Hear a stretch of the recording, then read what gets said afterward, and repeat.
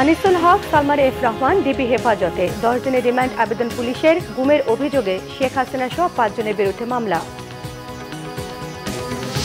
গণহত্যার বিচার হবে জাতিসংঘের তত্ত্বাবধানে, জানালেন আইন উপদেষ্টা। মিথ্যে ও হয়রানিমূলক সব মামলা 31 আগস্টের মধ্যে প্রত্যাহার। দেখছিলেন সংবাদ শিরোনাম, এবারে বিস্তারিত।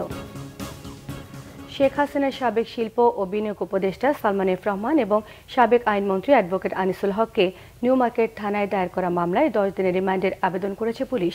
তাদের গোয়েন্দা কার্যালয় থেকে এখন আদালতে নেওয়া হচ্ছে। এরই মধ্যে জিজ্ঞাসাবাদের জন্য প্রভাবশালী এই দুই আওয়ামী লীগ নেতাকে 10 দিনের রিমান্ডের আবেদন করেছে police. Dhaka metropolitan magistrate Mamunur রশিদের আদালতে এই আবেদন করা হয়েছে। এর আগে মঙ্গলবার নৌপথে পালানোর সময় রাজধানী সদরঘাট থেকে তাদের গ্রেফতার করে কোস্টগার্ড। আটকের পর গত রাতে তাদের নেওয়া হয়েছে গোয়েন্দা কার্যালয়ে। পুলিশ জানায়, কোটা সংস্কারের দাবিতে বৈষম্য বিরোধী ছাত্র আন্দোলনের কর্মসূচি চলাকালে 16 জুলাই ঢাকা কলেজের সামনে সংঘর্ষে একজন ছাত্র এবং একজন হকার নিহত হন। এই ঘটনায় নিউ মার্কেট থানায় 2টি হত্যা মামলা হয়েছে। এসব হত্যার ঘটনায় ইন্ধনদাতা হিসেবে এই দুজনকে গ্রেফতার করা হয়েছে। গুমের অভিযোগে সাবেক প্রধানমন্ত্রী শেখ হাসিনা সহ 5 জনের বিরুদ্ধে অপহরণ মামলা হয়েছে। মামলার অন্য আসামিরা হলেন সাবেক স্বরাষ্ট্রমন্ত্রী আসাদুজ্জামান খান, সাবেক আইনমন্ত্রী আনিসুল হক, সাবেক আইজিপি শহীদুল হক, সাবেক র্যাব ডিজি বেনজির আহমেদ এবং বাহিনীটির অজ্ঞাত 25 সদস্য।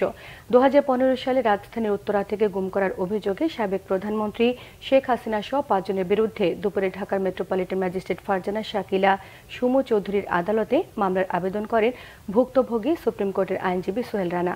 উত্তরা পশ্চিম থানাকে আবেদনটি এজাহার হিসেবে নেওয়ার নির্দেশ দিয়েছে সিএমএম আদালত। এদিকে মিরপুর 10 নম্বরে আন্দোলনকারী শিক্ষার্থী ফয়জুল ইসলাম রাজন হত্যার ঘটনায় শেখ হাসিনা সহ 24 জনকে আসামি করে ঢাকা চিফ মেট্রোপলিটন ম্যাজিস্ট্রেটের আদালতে হত্যা মামলা দায়ের করা হয়েছে। কাফরুল থানাকে এফআইআর নেওয়ার নির্দেশ দিয়েছে আদালত। গণহত্যা এবং গুলিবর্ষণের বিষয়ে মামলা হয়েছে। আইন অনুযায়ী আন্তর্জাতিক অপরাধ ট্রাইব্যুনালে বিচার করা সম্ভব। জাতিসংঘের অধীনে তদন্ত টিম থাকবে জানিয়েছেন আইন উপদেষ্টা আসিফ নজরুল। তিনি জানান, সাবেক প্রধানমন্ত্রী শেখ হাসিনা সহ সরকারের সঙ্গে যারা জড়িত সবার বিচার করা হবে। ফিরিয়ে আনার উদ্যোগ নেওয়া হবে পরবর্তী পর্যায়ে। সচিবালয় ব্রিফিংয়ে তিনি সব তথ্য জানান। বিগত সরকারের আমলে হওয়া মিথ্যে এবং হয়রানিমূলক সকল মামলা 31 আগস্টের মধ্যে প্রত্যাহার করার কথা জানান তিনি। কালকের মধ্যে ঢাকার সকল মামলা প্রত্যাহার হবে। রোজিনা ইসলাম এবং মাহমুদুর রহমান মানার বিরুদ্ধে মামলা প্রত্যাহার হবে কালকের মধ্যেই। তিনি আরও বলেন, আদালতের সব কর্মকর্তাদের দেশে বিদেশে স্থাবর অস্থাবর সকল সম্পদের হিসেব দিতে হবে। নতুন নিয়োগ পাওয়া প্রধান বিচারপতি এবং আপিল বিভাগের বিচারপতিরা সবাই যোগ্য। অ্যাটর্নি জেনারেল কার্যালয়ে দলীয় লোকবল ছিল, তারা পদত্যাগ করেছেন। সেখানে নিয়োগ হচ্ছে। অন্তর্বর্তীকালীন সরকার ন্যায় বিচার করার পথে হাঁটবে বলে জানিয়েছেন আইন উপদেষ্টা। সরকার যদি কোনো ভুল করে সেগুলোর বস্তুনিষ্ঠ সমালোচনা করার আহ্বান জানিয়েছেন তিনি। আপনি আন্তর্জাতিক অপরাধ আদালতে তখনই যেতে পারবেন যদি আপনি নিজস্ব অপরাধ আদালতে এটার বিচার করতে আনউইলিং, অনিচ্ছুক বা আনেবল, অসমর্থ হন। আমরা তো অসমর্থ না। আমরা এই বিচারটা করা যায় নাকি সেই ব্যাপারে আমরা বদ্ধপরিকর এবং এই বিচারের আওতায় সর্বোচ্চ পর্যায়ে, বিগত সরকারের সর্বোচ্চ পর্যায়ে ব্যক্তিদের সংশ্লিষ্টতা খতিয়ে দেখে ওনাদেরও বিচার করা সম্ভব বলে এটা আমরা মনে করছি। ভিকটিম পরিবারের ন্যায় বিচার পাওয়ার সবচেয়ে বড় একটা স্কোপ তৈরি হয়েছে। সাবেক আইজিপি চৌধুরী আব্দুল্লাহ আল মামুন এবং গোয়েন্দা প্রধান হারুনুর রশিদ সহ 15 পুলিশ কর্মকর্তার বিরুদ্ধে রাজধানী পল্টন থানায় মামলার আবেদন করেছে বিএনপি। বিএনপির মামলা ও তথ্য সংরক্ষণ কর্মকর্তা সাবেক পুলিশ পরিদর্শক সালাউদ্দিন খান বাদী হয়ে পল্টন থানায় মামলার আবেদন করেন। এতে বলা হয়েছে, 2022 সালে বিএনপি কার্যালয়ে জোর করে ঢুকে ডিবি হারুনের নেতৃত্বে ভাঙচুর, লুটপাট, ডাকাতি করে অভিযুক্তরা। ডাকাতি করা অর্থের পরিমাণ 47.5 লাখ টাকা, কার্যালয়ের ক্ষতির পরিমাণ 3.5 লাখ টাকা। 2024 সালে 16 জুলাই আবারও অবৈধভাবে অস্ত্র এবং বিস্ফোরক দ্রব্য রাখে এবং অফিস লুট করে অভিযুক্তরা। দেশের বিভিন্ন জায়গায় আরও মামলার প্রস্তুতি চলছে বলেও জানিয়েছেন বিএনপির নেতারা। কোনো দিবসকে কেন্দ্র করে আওয়ামী লীগের কেউ দেশে কোনো সন্ত্রাসী কার্যক্রম বা কোনো ধরনের নৈরাজ্য সৃষ্টির চেষ্টা করলে তা কঠোরভাবে প্রতিহত করা হবে বলে ঘোষণা দিয়েছেন বিএনপির আন্তর্জাতিক বিষয়ক কমিটির সদস্য ইঞ্জিনিয়ার ইশরাক হোসেন। শেখ হাসিনা সরকারের গণহত্যা এবং তাদের বিচারের দাবিতে কেন্দ্রীয় কর্মসূচির অংশ হিসেবে দুপুরে রাজধানীর সদরঘাট এলাকায় বিক্ষোভ মিছিল করে বিএনপি নেতাকর্মীরা। এতে নেতৃত্ব দেন বিএনপির আন্তর্জাতিক বিষয়ক কমিটির সদস্য ইঞ্জিনিয়ার ইশরাক হোসেন। স্থানীয় নেতাকর্মী এবং ব্যবসায়ীদের নিয়ে বিক্ষোভ মিছিলটি সদরঘাটের বিভিন্ন এলাকা প্রদক্ষিণ করে। মিছিল পূর্ব সংক্ষিপ্ত জমায়েতে ইঞ্জিনিয়ার ইশরাক হোসেন বলেন, স্বৈরাচারী হাসিনা পালিয়ে যাবার পর তার দুর্নীতিবাদ ছেলে বিদেশে বসে দেশে কিভাবে নৈরাজ্য, অস্থিতিশীল পরিস্থিতি এবং সাম্প্রদায়িক দাঙ্গা বাঁধানো যায় তার ষড়যন্ত্র করছে। উপস্থিত ব্যবসায়ীদের নির্ভয়ে ব্যবসা বাণিজ্য চালিয়ে যাবার আশ্বাস দিয়ে তিনি বিএনপি নেতাকর্মীদের ব্যবসায়ীদের পাশে থাকার আহ্বান জানান। কোনো দলীয় পরিচয়ে কেউ এসে চাঁদা দাবি করলে সবাই মিলে তা রুখে দেওয়ার পরামর্শ দিয়েছেন ইশরাক। আগামী কোনো দিবসকে ঘেরাও কেন্দ্র করে যদি আওয়ামী সন্ত্রাসীরা কোনো ধরনের বিশৃঙ্খলা, নৈরাজ্য চালানোর চেষ্টা করে, সকলে মিলে তাদেরকে প্রতিহত করতে হবে। আমরা দ্রুততম সময়ে বাংলাদেশের স্বাভাবিক অবস্থায় ফিরিয়ে নিয়ে যেতে চাই, বাংলাদেশের শান্তি শৃঙ্খলা আবার বজায় রাখতে চাই। এই যে পরাজিত শক্তি, এই ফ্যাসিস্ট হাসিনা এবং তার দুর্নীতিবাজ পুত্র জয় বিদেশে বসে চক্রান্ত করছে বাংলাদেশের মাটিতে আবারও একটি বিশৃঙ্খলা ফ্যাসাদ তৈরি করে সেটার সুযোগ নিয়ে এই ছাত্র জনতার অভ্যুত্থান সেটিকে ব্যর্থ করে দিতে পারে কিনা সেই অপচেষ্টায়, সেই কুচক্রান্তে লিপ্ত হয়েছে। আমরা বাংলাদেশ জাতীয়তাবাদী দল, আমরা এটাকে মোকাবেলা করার জন্য সর্বাত্মকভাবে মাঠে থাকব। বৈষম্য বিরোধী ছাত্র আন্দোলনে গুলি চালিয়ে গণহত্যার অভিযোগে সাবেক প্রধানমন্ত্রী শেখ হাসিনার বিচারের দাবিতে সারা দেশে বিক্ষোভ মিছিল এবং সমাবেশ করেছে বিএনপি এবং সহযোগী সংগঠনগুলো। প্রতিনিধিদের পাঠানো তথ্য ছবিতে থাকছে ডেস্ক রিপোর্ট। শেখ হাসিনা সহ গণহত্যাকারীদের বিচারের দাবিতে খুলনা অবস্থান কর্মসূচি পালন করেছে মহানগর বিএনপি। দলীয় কার্যালয়ের সামনে এতে বক্তব্য রাখেন দলটির কেন্দ্রীয় নেতা আজিজুল বারী হেলাল, মহানগর বিএনপি আহ্বায়ক অ্যাডভোকেট শফিকুল আলম মোনা সহ অন্যরা। বৈষম্য বিরোধী ছাত্র আন্দোলনে নিরীহ ছাত্র জনতাকে গুলি করে হত্যার প্রতিবাদ এবং জড়িতদের বিচারের দাবিতে অবস্থান কর্মসূচি পালন করেছে রাজশাহী বিএনপি। দুপুরে নগরীর ভুবন মোহন পার্কে এতে উপস্থিত ছিলেন বিভাগীয় বিএনপি সাংগঠনিক সম্পাদক শাহিন শকত সহ অন্যরা। সাবেক প্রধানমন্ত্রী শেখ হাসিনার ফাঁসির দাবিতে অবস্থান কর্মসূচি পালন করেছে ময়মনসিংহ মহানগর বিএনপি। দুপুরে নতুন বাজার দলীয় কার্যালয়ে এতে উপস্থিত ছিলেন দলটির অঙ্গ সহযোগী ও পেশাজীবী সংগঠনের নেতাকর্মীরা। অবস্থান কর্মসূচি পালন করা হয়েছে বরিশালে। জেলা বিএনপির উদ্যোগে টাউন হল চত্বরে এর আয়োজন করা হয়। উপস্থিত ছিলেন বিএনপি সহ অঙ্গ সংগঠনের নেতাকর্মীরা। গণহত্যার দায়ে শেখ হাসিনার বিচারের দাবিতে বিক্ষোভ মিছিল ও সমাবেশ করেছে ব্রাহ্মণবাড়িয়া জেলা বিএনপি। দুপুরে মিছিলটি শহরের প্রধান সড়ক ঘুরে প্রেস ক্লাবে এসে শেষ হয়।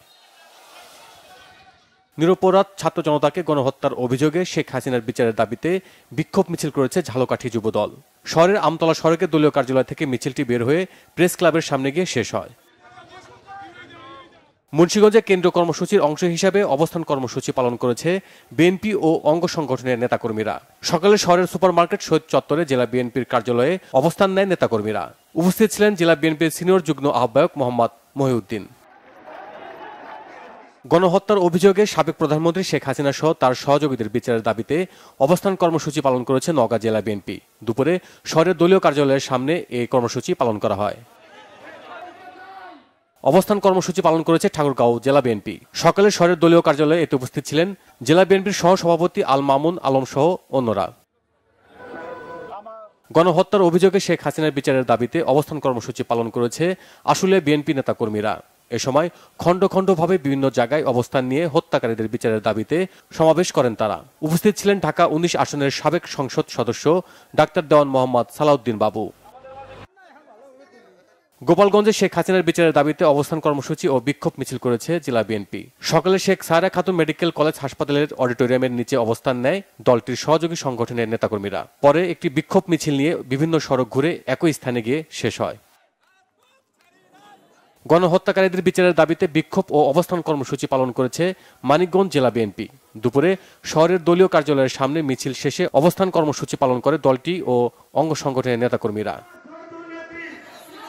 রাঙ্গামাটিতে সাবেক প্রধানমন্ত্রী শেখ হাসিনার বিচারের দাবিতে বিক্ষোভ মিছিল ও প্রতিবাদ সমাবেশ করেছে জেলা যুবদল। সকালে শহরের প্রাণকেন্দ্রে বনরূপা সিএনজি স্টেশনে এর আয়োজন করা হয়। Bangla vision news desk. জামায়াতে ইসলামের সেক্রেটারি জেনারেল মিয়া গোলাম পরোয়ার বলেছেন, ষড়যন্ত্র এখনো শেষ হয়নি। বিদেশের থেকে নাটের গুরুরা রিমোট কন্ট্রোলের মাধ্যমে নৈরাজ্য, দাঙ্গা হাঙ্গামা বাঁধিয়ে বিদেশি আধিপত্যবাদীদের হাতে ক্ষমতা তুলে দেওয়ার ষড়যন্ত্র করছে। সকালে খুলনার ফুলতলা স্বাধীনতা চত্বরে ফুলতলা এবং ডুমুরিয়া এলাকায় সংবর্ধনা অনুষ্ঠানে তিনি সব কথা বলেন। এই সময় তিনি বলেন, একজন ভোটার কেন্দ্রে গিয়ে শান্তিপূর্ণভাবে ভোট দিয়ে যাতে বাড়ি ফিরে আসতে পারেন এবং ব্যালট বক্স যাতে ছিনতাই না হয় এমন পরিবেশ তৈরি করতে যতদিন সময় লাগবে ততদিন অন্তর্বর্তীকালীন সরকারকে সময় দেওয়া হয়েছে। তিনি আরো বলেন, আওয়ামী লীগকে জনগণের কাছে ক্ষমা চাইতে হবে। কোটা সংস্কার ও ছাত্র জনতার আন্দোলনের জেরে প্রায় 1 মাস বন্ধ থাকার পর দেশে বিভিন্ন জেলায় খুলেছে প্রাথমিক বিদ্যালয়। এতে খুশি শিক্ষার্থীরা। প্রাথমিক ও গণশিক্ষা মন্ত্রণালয়ের নির্দেশনার পর আজ থেকে চট্টগ্রাম মহানগরীর সরকারি, বেসরকারি এবং সিটি কর্পোরেশন পরিচালিত প্রাথমিক বিদ্যালয়গুলোতে পাঠদান শুরু হয়েছে। তবে প্রথম দিনে শিক্ষার্থী উপস্থিতি সাধারণ সময়ের তুলনায় ছিল বেশ কম। অনেক অভিভাবক নিরাপত্তার আশঙ্কায় এখনও সন্তানদের স্কুলে পাঠাচ্ছে না বলে জানা যায়। তবে আগামী 2-3 দিনের মধ্যে বিদ্যালয়ের শিক্ষার্থীদের উপস্থিতি বাড়বে বলে আশা ব্যক্ত করেছেন শিক্ষকরা।